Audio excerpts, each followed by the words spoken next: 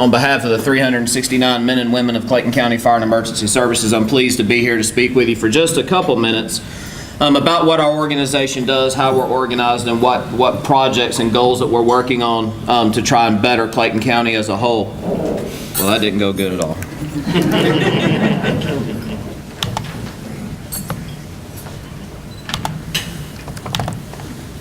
So, Clayton County Fire and Emergency Services, like any organization, has a series of protocols, rules, and procedures that we do, but as everybody knows, we can't have a plan, a rule, or a protocol for everything. So we have what's called the CCFES doctrine, which serves as the foundation for all actions and decisions made by the department and its personnel. This doctrine shall depict our mission, vision, and values, and is intended to guide the department's goals, objectives, and strategic plans. We teach our doctrine from the day that they're hired until the day that they retire. So it's a living document that changes as our community changes and as our industry changes. What are our core values? 3 core values that we believe in deeply. They're also taught from the day that we bring them into our organization. That's honor to serve our community, courage in the face of all adversity, and then commitment at any cost. What is our vision? Clayton County Fire and Emergency Services strives for excellence in emergency preparedness and response. We will balance our past successes with new, inventive ideas to ensure that the services provided are of the highest level of proficiency and quality attainable. Our vision is the focal point of the department. And then our mission. Committed to excellence through the protection of life, property, and the environment. Clayton County Fire and Emergency Services went through a major organizational change a few years ago when we changed our name from Clayton County Fire Department to Fire and Emergency Services. This was mainly in response to the all-hazards concept of emergency response that we're now responsible for. As Director of Emergency Management, not only do we have to deal with the fires and the medical calls and everything, but we have to deal with the protection of the environment. So under the Federal Clean Water Act, we're responsible for containing hazardous material fences on our highways. Anytime we have things that threaten the environment, that's also when our agency kicks in. So we work hand in hand with GEMA, FEMA, and most of our federal and state partners to ensure that we protect the county from not only emergency response, but also natural disasters and man-made disasters as well. So our organizational priorities. Our greatest obligation is emergency response. When our customer calls, we answer. The fire department, not unlike the police department, sheriff's office, we get calls from busted water pipes to I can't get my front door open to you name it, to the serious emergencies. When they call, we don't question why, we just get in the truck and go. That's why we're here. Each emergency response begins with the assumption that life and property can be protected. Once again, when our customers call, we answer. And then finally, we will risk life to save savable lives. We will take a calculated risk to save property. However, we will not risk life for lives or property already lost. Okay, so that's one of the things that our incident commanders look at very carefully when we're going in. That no matter what the situation is, if there's a life to be saved, we'll risk a lot to save it. If there's property that can be saved, we'll marginally put a risk out there to save property. If it's gone, we won't risk our citizens or our employees' lives for property that's already gone.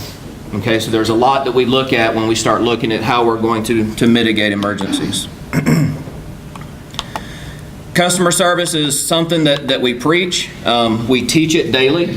These are numbers that I'm very proud of as a department head. 2013, I'm not sure what's going on there.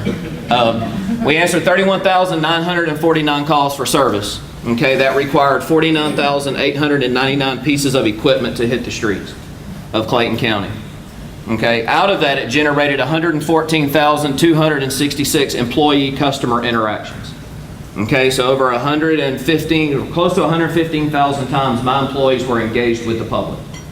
Okay, and typically when we're there, as is Chief Porter and Chief Sutherland, these aren't the best times of your life when we're dealing with you. Somebody's sick, your house is on fire, something bad's happened. We had 6 complaints from our citizens, and 4 from the 09 to 12 average is 4.5 external complaints. Okay, I'm very proud of those numbers. Customer service is something we preach. We tell all of our employees, treat that patient as if it was your grandmama, and you'll be amazed at how that changes their attitude. So, Our areas of responsibility, we've talked a little bit about this. Obviously, fire suppression and prevention. The best way to keep a fire from happening is to educate people on how not to start them. Basic and advanced emergency medical services. We run one of the busiest ambulance services in the state. Medic number 4, which runs off of East Fayetteville, is ranked number 68 in the country as far as number of call volume, so they're extremely busy. We handle hazardous material response, not only locally but on a regional level. We house one of the members of GSAR Task Force 7, which is an urban search and rescue team for the state of Georgia. So we have that vehicle, which actually runs out of downtown Jonesboro. Emergency management and homeland security, we've talked briefly about. We handle both the ice storms in conjunction with Chief Porter and his staff in the sheriff's office. That went over very well. And then something that we're proud of is we have a tactical medic detachment with the U.S. Marshal's Office. So I employ 29 of my paramedics are also mandated police officers. Chief Porter's staff trains them. They're deployed not only with the CCPD SWAT team, but the Sheriff's Office teams, and I have 4 that are on assignment with the U.S. Marshal's Office with some of Chief Porter and Chief Sutherland's staff as part of the Southeastern Regional Fugitive Task Force. So we're the first fire department in the state to do that and kind of the model for that program moving forward. So that's something that we're very proud of. Basic organizational chart. The 2 gentlemen that were introduced earlier are my 2 assistant chiefs. Chief King is my chief operations officer, so he covers the bulk of the operations personnel. Chief Sweat is my money man. So for the bankers in the room, that's your friend. So he manages our budget and our contracts administration and handles the admin side of the house. So and then Chief Felke, who is also here with me, she handles my Office of Professional Standards. So she's public relations and internal affairs. So she kind of handles all of that for us. That's us in a nutshell. One of the major issues that we're working on right now with Southern Regional is the revamping of our healthcare system in Clayton County. Everybody knows healthcare is in the news. Not a lot of good stuff coming out about it. We understand there's challenges to it. Southern Regional has challenges. We have challenges as a medical service. Those are one of the things that we're trying to fix. I have a committee that's been formed that's working on revamping how we treat our patients here in Clayton County. Southern Regional's heavily involved in that. We're trying to reduce the impact on their agency and their organization as well. So we're excited about the prospects for that program as we move forward, and we look at rolling out a new paradigm in healthcare for Clayton County, which will reduce impact, increase our patient care, and increase satisfaction to our citizens. So that's all I have. Thank you for your time, and I look forward to questions. I'll be brief, but I'll be remiss if I did not. Where's Yolanda? Did she leave? I want to thank you and the Chamber of Commerce for having us out, the Clayton County Police Department. It is an honor to sit before such prestige group and tell them what we're doing in Clayton County from a public safety perspective. So let's give yourselves a hand. My name is Greg Porter, and on behalf of the hard-working men and women of the Clayton County Police Department, I want to thank you for having us out.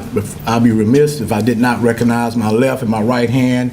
Come on up, Deputy Chiefs. Just give them a chance to explain what their expertise and responsibilities, and then I'll lead into my spiel. I'm Deputy Chief Hawkins, and my expertise is whatever he wants us to do. So actually, I'm over operations. He makes sure we all work as a team. So operations, patrol, CID, criminal investigations, and once again, whatever he asks us to do. Deputy Chief Michael Register. I'm the Deputy Chief for Support Services, and I echo what Deputy Chief Hawkins just said. Support Services is exactly what the name denotes. We support operations in the police department. We do have an enforcement arm, the traffic unit, which does focused traffic details and fatality investigation, animal control, records, permits, and also code enforcement. It's a pleasure meeting everyone. I'm new to the department, and it was a pleasure meeting each and every one of you this morning. Thank you. Okay, thank you. Again, over 47 months ago, we started off on a quest for success, excellence, and providing the residents of Clayton County with security and with a sense of security and safety among the Clayton County community. Since that time, I redefined the mission, the vision throughout Clayton County Police Department. We have 4 core values that we depend upon. Those 4 core values are honor, integrity, transparency, and professional commitment. And I'm here to report to you that we have netted profound results as a result of having those 4 core values. Everything that we do within the Clayton County Police Department, from an enforcement perspective, from a discipline perspective, from a patrol perspective, management perspective, policy perspective, training perspective, are based around those 4 core values. Now, last year, crime was decreased nearly 12% throughout Clayton County.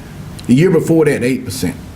The year before that, 4%. And the way we were able to accomplish those things were through a 3-pronged approach. Community-oriented policing. Community-oriented policing deals with partnerships with the school system, with the faith-based community, with the business community, with the civic groups, with the HOAs, and the business and people like the Chamber of Commerce. Community-oriented policing is a partnership. Let me just share with you, and Chief Cox, he's heard this story a number of times. How many in the room ever heard of Mayberry RFD? Raise your hand. Mayberry RFD? Do you remember Barney, and Andy, and Aunt B? And what was the barber's name? Floyd. Let me just show you how profound this community-oriented policing piece is.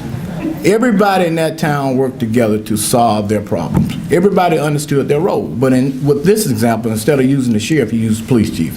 Now, just think back on Mayberry RFD. You had Otis, the town drunk. What would he do? He would get intoxicated, and then he would do what? Take himself to jail, lock himself up, and when he get unintoxicated, he would let himself out. That is a very good example of community-oriented police. He understood his roles. Yeah, he understood his role. Community-oriented police. Now, problem-oriented policing deals with specific problems, whether we have a problem in North Clayton County with burglaries, South Clayton County with mischievous acts of kids, East Clayton County with peeping toms, and West Clayton County with code enforcement. The law enforcement approach will be different for each area. But at the end of the day, we're going to net some results through the problem-oriented policing, specific problems, how we approach those situations. The third piece is intelligence-driven policing, where we sit down weekly with the command staff and we analyze and look at crime pockets and trends throughout Clayton County on how to approach those things. We overlay our services to deploy resources to those various areas. And again, I said initially, last year we netted profound results with 11.9% reduction in crime. The year before that, 8, and the year before that, 4. So with those things, I'm here to tell you that Clayton County is more safer. Your family and your properties are more secure. And that is my spiel. Thank you. I'm Sean Sutherland. I'm with the Sheriff's Office.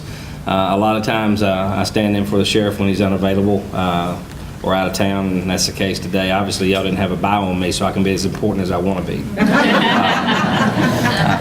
The question that I get the most is a lot of people don't understand the differences or what the job duties are of the sheriff versus the police department and stuff like that, and there may be some people in the audience who have that question. So where the police department is they answer the calls day in, day out. Hey, there's somebody breaking into my neighbor's house. There's a wreck right here. There's something going on. The sheriff's office is in charge of running the jail, keeping all the inmates locked up. We provide security for all the judges in the courtrooms on a day in, day out basis. We screen every individual coming into that courthouse, and if you've ever driven by there on a Monday morning and seen that parking lot, we have thousands of people enter that building every day. We're also in charge of any paper that's generated by the courts, whether it be a civil suit, a divorce paper, a lawsuit, something like that. All those have to be served, usually served personally. There's about 40 to 50 of those thousand every year that we serve from hand to hand. So those guys stay really busy trying to keep the papers of the courts caught up. We also have a fugitive task force. We serve criminal warrants That is one of the bread and butter things for us. A lot of times when the police get on the scene and a crime is being committed, they might identify a suspect, but he's already gone. So what happens is their CID division will do the investigations. They'll say, hey, this is a guy who's wanted. They take the criminal warrants and they turn them over to us, and we track them down. That's day in, day out. We have a fugitive unit that tracks down the worst of the worst. Your murderers, your robbers, your rapists, your child molesters. Those guys are about an 8-man unit. They work plain clothes, plain cars, and they're very sneaky and they're very good at what they do. We also have people that are assigned to the U.S. Marshals Task Force, ICE, and DEA. So we try to be a good partner with everybody who's out there. In the jail, we house about 1,600 to 1,700 inmates. A lot of people don't realize that we keep that many down there. That's more than most small prisons throughout the state. And that is a task. That's probably one of the biggest tasks, keeping all those people in line and keeping that thing up and running day to day. We also back the police and the fire department as needed. You'll be out there. We have units who'll be on patrol, and if there's a hot call, it's all about team effort. So if there's something where there's a lot going on, we're going to be there to try and back and support whoever's on scene. Probably 3 of the most unique things that the sheriff has instituted since coming into office, and we feel these are like quality of life units that truly impact the community and offer a better quality of life for everyone in the county, is we have a vice unit. The vice unit concentrates on prostitution, gambling. We've worked a few of the spice cases where the fake marijuana is being sold in some of the stores. It's amazing, and I didn't realize it until you look at some of the stuff our guys look at on Backpage and Moco Space, and there's a lot going on, and there's way more people doing that than what you would think, and that's really a detraction from the community. So we work every week to try and lock those people up and get them out of this county. We may not be able to stop it, but they're not going to do business here. We also have a COBRA unit. It's kind of a high-profile enforcement unit. It's an 8-man unit, and they have no assignment except to go out every shift and look for people or things that don't look right. It's very high-level enforcement, kind of in-your-face kind of stuff. They don't make a lot of friends, but they do make a lot of arrests. And there's not a night that they go out that they don't put somebody in the backseat of a car for something that they've done wrong. And then we have a very unique program that the Sheriff Institute is a crime suppression unit, and we have had such great accolades and success with this unit. The sheriff gets emails and calls by the thousands, it seems like. And a lot of those are people who are like, I've got this problem and I just don't know what to do with it. There's this house, these people, they're up at all hours of the night. There's cars in and out all the time. I don't know what to do. Well, we'll take a couple of units and we'll park them on that street, and we will check anything and everything for 2 or 3 or 4 or 5 days until we've tried to help eradicate that problem, out of that neighborhood. Because a lot of times it's hard with the call volume that the police department has to be able to put a car there, but we've dedicated several units that we just set and wait on the problem. And we try to identify it, and we try to lock people up or write enough tickets if they want to go somewhere else other than stay there. So that's kind of who we are in a nickel's worth. I have a question. So the 11.9% reduction, that's inclusive of both officers? That's a countywide number? That's our crime statistics, between the sheriff and the police department.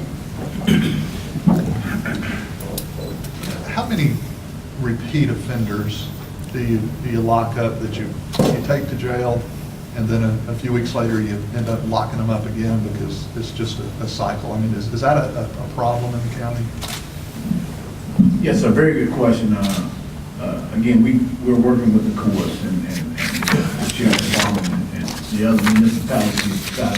Again, I think Chief Sullivan mentioned eradicate. We're trying to eradicate those problems. I think the way we approach those problems with, community awareness.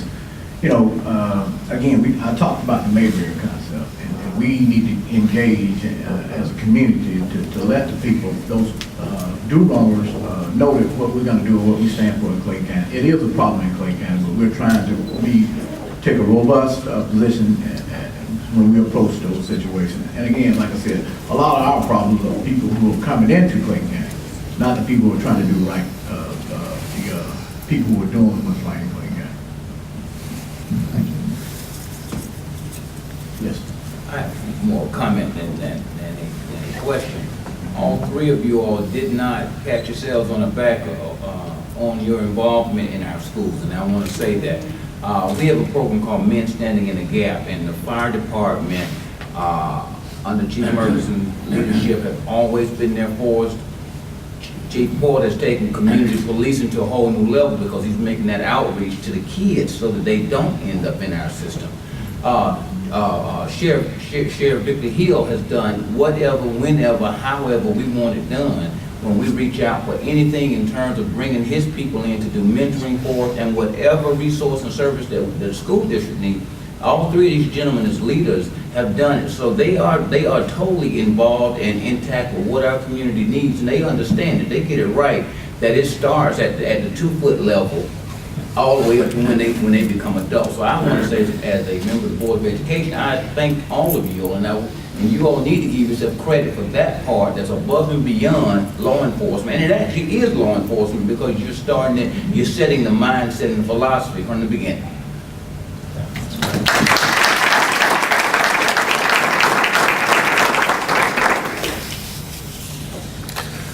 Mitch? Is there a section that handles internet crime? And what is an internet crime? I'm the target. Yes, sir. We have a child crimes against children unit that we are working with the FBI, state and local agencies to address those issues. Cybercrime, they're very unique, and from a law enforcement perspective, we're used to boots on the ground. If you call us, we'll send resources. So it's a very unique approach to dealing with those crimes. Take expertise and intense training to deal with those. But we recognize the fact that those crimes are happening, and we need to be more aggressive with those type of crimes. But again, Mr. Biggins just said about the kids and stuff. They're our future, so we're going to do what we can to make sure that we mitigate as much as possible incidents such as that.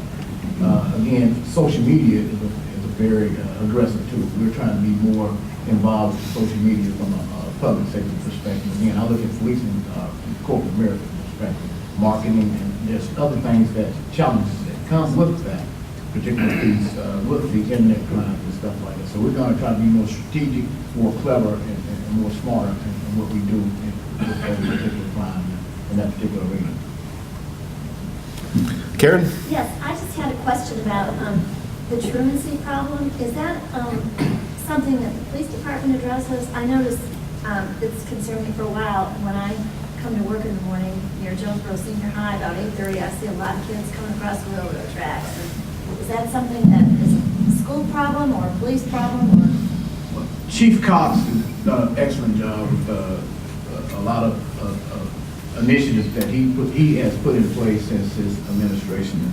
But again, let me just say this, I was at a community meeting a few weeks ago, and the question came up, Chief, what are we going to do about the kids walking around with their parents hanging out? And I told the lady, I said, ma'am, no disrespect, but I've never been at South Lake Mall witnessing a school teacher or a police officer buying pants.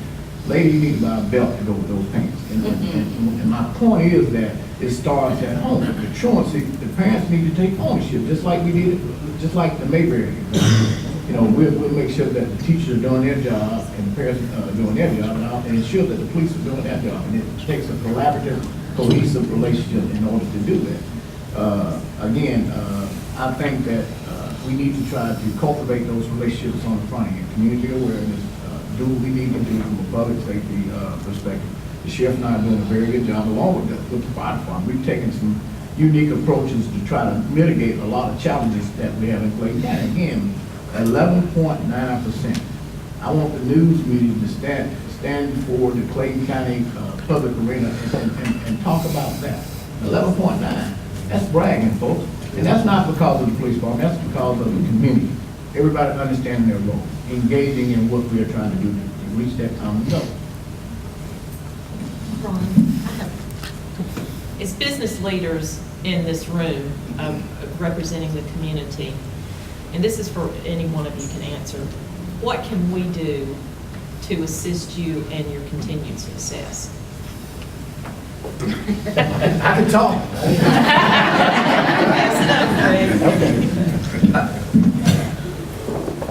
I think from our standpoint, the biggest thing and what makes us, and I know myself recently, and I'm fairly confident I can speak for Chief Porter and the Sheriff and Chief Sutherland, is having our business leaders stand behind our organizations. It means everything in the world to us. You know, we're here not only to protect our community, but also to protect our businesses. You know, a lot of what we do at the fire department with our fire marshal's office and fire inspections is ensure that our businesses are safe for our citizens to come into. And when we have those issues where we're running across businesses that aren't doing what businesses should be doing to run a proper business, we take action on that.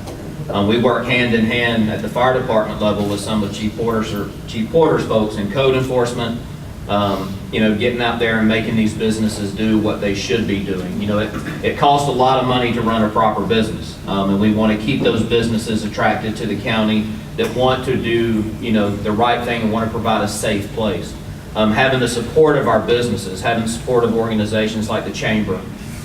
You know, we've worked hand in hand with Heritage over the years at the fire department and some things. We're working hand in hand with Southern Regional now. So it's about coming together as not only public safety, but the business world to make this county a better place. So having that, you know, that resource, that support from our business means everything. I know to me as a department head, and I'm sure to these two gentlemen as well.